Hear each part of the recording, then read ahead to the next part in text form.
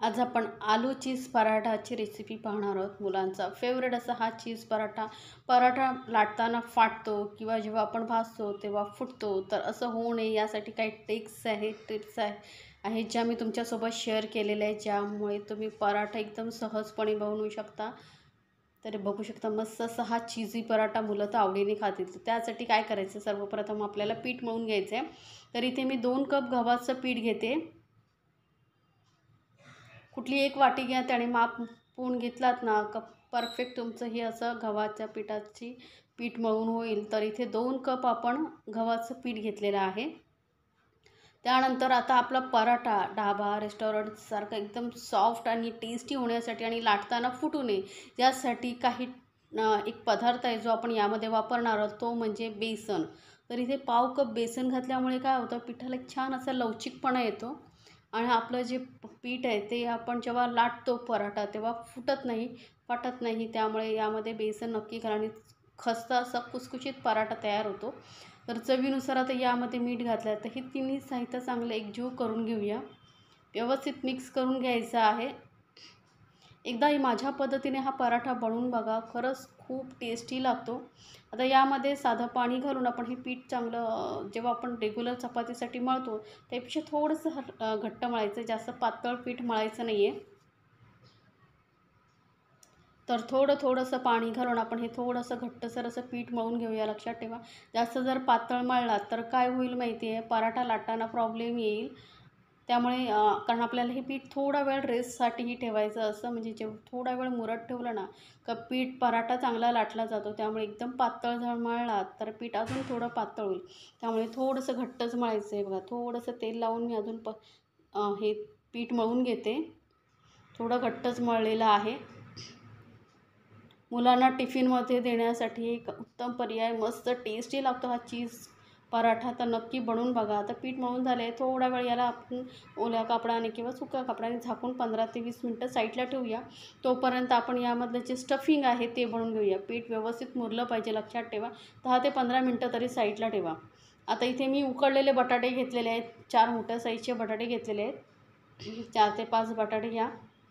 आता हे आपल्याला किसूनच वापरायचे आहेत आणि सर्वात महत्त्वाचं म्हणजे बटाटे पूर्णपणे थंड झालेले पाहिजेत। गरम बटाट्याचा वापर करायचा नाही, नाहीतर पराठा लाटताना फुटतो। त्यामुळे पूर्णपणे थंड करून घ्यायचं। असं वाटत असेल तर थोडा वेळ तुम्ही फ्रीजमध्ये ठेवू शकता। आता हे बटाटे आपल्याला किसूनच वापरायचे आहेत, का तर यामध्ये कुठलेही जाडसर असा कण राहिला नाही पाहिजे। किसून घेतल्यामुळे मस्त एकजीव होतो बटाटा। आता यामध्ये मी बटाटे किसून घेतल्यानंतर एक मध्यम आकाराचा कांदा शक्य होईल तेवढा बारीक चिरायचा आहे। चॉपरवरतीही तुम्ही चॉप करून घेऊ शकता किंवा बारीक चिरून घेऊ शकता। तर बघू शकता एकदम बारीक चिरला गेलेला आहे। एकदम बारीक चिरायचं आहे, म्हणजे काय होतं, पराठा लाटताना फाटणार नाही। आता तुम्हाला कांदा आवडत नसेल तर नाही घातला तरी चालेल, पण कांद्यामुळे टेस्ट खूप छान येते। आता इथे ना मी हिरवी मिरची, आलं, लसूण यांची पेस्ट करून घेतलेली आहे। 4 हिरव्या मिरच्या, थोडंसं आलं आणि 10 एक लसणाच्या पाकळ्या, वरून थोडीशी कोथिंबीर घातलेली आहे। कोथिंबीरमुळे खरंच छान पराठा लागतो। 1 चमचा धने पावडर घालते। आता जिरं पावडर आवडत असेल तर जिरं पावडरही घातला तरी चालेल, 1 चमचा। पाव चमचा एवढी हळद घालते आणि अर्धा चमचा लाल मिरची पावडर घालते, कारण हिरवी मिरचीही वापरलेली आहे। आता तुम्हाला तिखट किती हवं आहे त्यानुसार तुम्ही हिरवी मिरचीचं प्रमाण कमी जास्त करू शकता। एक छोटा चमचा भरून आपण चाट मसाला घातलेला आहे। मस्त चटपटीत पराठा होता। चाट मसाला नसेल तर आमचूर पावडर असेल ती घातला तरी चालेल। 1 चमचा कसुरी मेथी घातलेली आहे। कसुरी मेथी तव्यावरती थोडीशी गरम करून पावडरसारखं करून घेतलेलं आहे।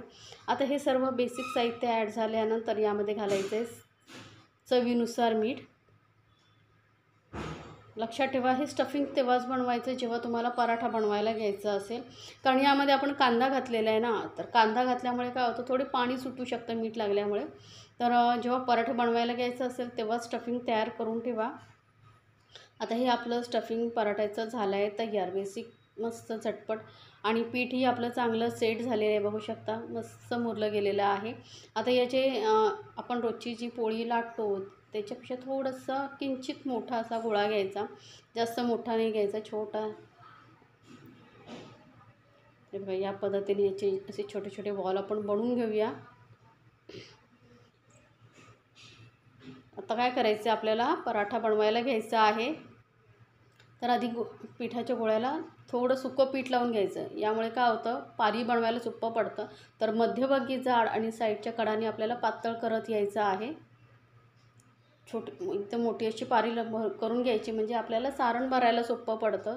आता जे आपण स्टफिंग बनवून ठेवलं होतं ते असं गच्च भरून घ्यायचं. जास्त भरा, म्हणजे काय होतं, पराठा खाताना नुसतं पीठ लागायला नको ना. स्टफिंग ही जास्त भरलात का पराठा खाण्यासाठी खूप छान लागतो. तर इथे मी मस्त असं स्टफिंग भरून घेतलं आणि मध्यभागी असं थोडंसं खोल करून घेते. का तर यामध्ये आपल्याला भरायचं आहे चीज. तर आता इथे तुम्ही चीज क्यूब कुसून घालू शकता, किंवा जे चीज असं रेडीमेड मोझरेला चीज मिळतं, पिझ्झावरती घालण्यासाठीची चीज असेल ते घालू शकता, किंवा मग तुमच्याकडे काहीच नसेल तर मग चीज स्लाईस असेल तीही तुम्ही यामध्ये घातला तरी चालेल. आता भरपूर असा घातलेला आहे चीज, आणि आता हे चीज व्यवस्थित प्रेस करून आतमध्ये घेतल्यानंतर आपल्याला हा गोळा बंद करून घ्यायचा आहे. पारीला असं व्यवस्थित पॅक करून घ्यायचं, म्हणजे आपण जेव्हा पराठा लाटू तेव्हा सारण बाहेर आला नाही पाहिजे.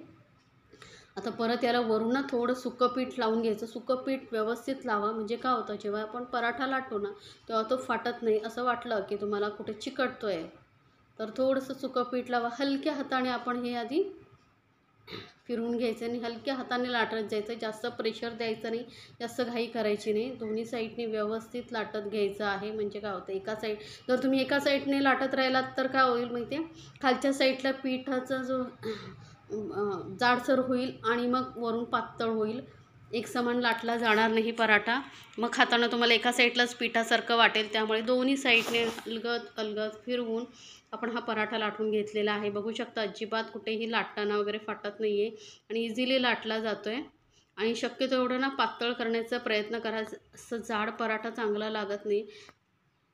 पातळ केल्यामुळे काय होतं, एक तर आपण यामध्ये कच्चा कांदा, आलं लसूण वगैरे वापरलं तेही चांगलं शिकलं जातं. त्यामुळे शक्य होईल तेवढा पातळ लाटायचा. बघू शकता एकदम पातळ असा आपण हा पराठा लाटून घेतलेला आहे, जास्त जाडही ठेवलेला नाही. आता पॅन गरम करत ठेवलेला आहे. मस्त पॅन गरम झाला का यावरती आपण हा पराठा टाकून भाजून घेणार आहोत. तर गॅस मिडियमवरती ठेवायचा, म्हणजे आतून चीजही चांगलं मेल्ट झालं पाहिजे. दोन्ही साईडने मस्त असं खरपूस आपल्याला हा पराठा भाजून घ्यायचा आहे. आता इथे ना वरून मी थोडंसं तूप लावते. आता तूप, तेल तुम्हाला जे आवडत असेल तसा पराठ्याला लावून तुम्ही पराठा भाजून घेऊ शकता. पराठ्याला तेल किंवा तूप लावून आधीच घ्यायचं, थोडं हलकासा भाजल्यानंतर. यामुळे काय होतं, तुपामध्ये चांगला भाजला गेला ना पराठा की पराठा चवीला खूप छान लागतो. असं खरपूस भाजला जातो. तुम्ही जर आधी भाजून घेतलात आणि नंतर काढायच्या टायमाला तूप लावला तर तेवढी टेस्ट येणार नाही. त्यामुळे काय करायचं आहे, आधीच भाजता त्याला व्यवस्थित हलकासा भाजला गेला की तूप लावून घ्यायचं आणि मग दोन्ही साईडने अलटून पलटून आपण हा पराठा भाजून घ्यायचा. आणि लक्षात ठेवा, गॅस मध्यमवरतीच ठेवायचा आहे. जास्त फास्ट ठेवायचं नाही, एकदम लोवरती पण ठेवायचं नाही. असा भरपूर घी लावलेला हा पराठा, किंवा तुम्हाला आवडत असेल तर तूप नसेल लावायचं तर बटरही लावू शकता किंवा तेलही लावू शकता. पण माझ्या घरी कसं मुलांना तूप लावलेला पराठा आवडतो, त्यामुळे मी तूप लावून हा पराठा बनवलेला आहे.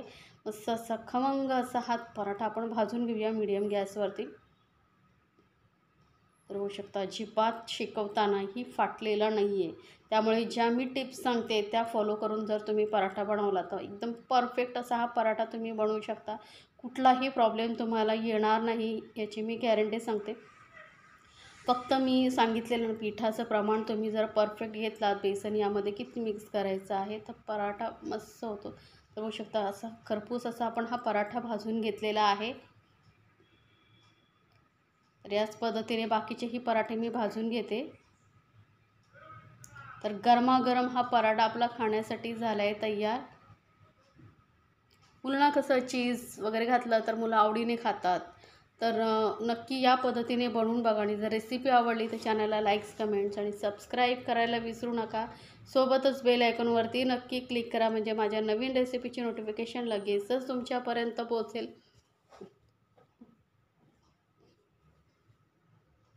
आणि तुम्हाला ही पराठ्याची रेसिपी कशी वाटली तेही मला कमेंट्समध्ये सांगा. दोन्ही साईडने आपण हे तूप लावून घेतलेलं आहे. आणि पराठ्याचा सुगंध एवढा सुंदर येतो आहे ना, आपण यामध्ये जे कसुरी मेथी वगैरे घातलं आहे त्याचा जो फ्लेवर येतो ना पराठ्यामध्ये, कोथिंबीर वगैरे, तर अप्रतिम लागतात हे पराठे खाण्यासाठी. किंवा तुम्ही कुठल्या पद्धतीने बनवता तेही मला कमेंट्समध्ये जरूर सांगा. होऊ शकता मस्त असा खरपूस आपण दोन्ही साईडनेही भाजून घेऊया. लक्षात ठेवा, एकदम मीडियम फ्लेमवरती हा पराठा दोन्ही साईडने व्यवस्थित भाजून घ्यायचा आहे. घाई करू नका किंवा गॅस फास्टही ठेवू नका, मीडियमवरती ठेवायचा आणि लोवरतीही नाही ठेवायचा. नाहीतर का व्यवस्थित भाजला जाणार नाही, जास्त वेळही लागेल आणि मग पराठा ना जास्त वेळ शेकत राहिलात तर तो थोड्या वेळाने कडक होतो. जर मीडियम फ्लेमवरती भाजलात तर पराठा सॉफ्ट राहतो आणि खाण्यासाठीही छान लागतो. तर या पद्धतीने आता आपण बाकीचेही पराठे बनवून घेऊया. तर हे झालेत आपले गरमागरम चीज पराठे तयार. चीज आलू चीज पराठा नक्की बनवा आणि मला कमेंट्समध्ये जरूर सांगा. लोणच्याबरोबर किंवा बटरबरोबर खूप छान लागतं. दहीबरोबरही तुम्ही खाऊ शकता. तुम्हाला कसं आवडतं खायला, तुम्ही ही रेसिपी कुठून पाहताय तेही मला कमेंट्समध्ये जरूर सांगा. एकदम चीजी असा आपला हा पराठा तयार आहे.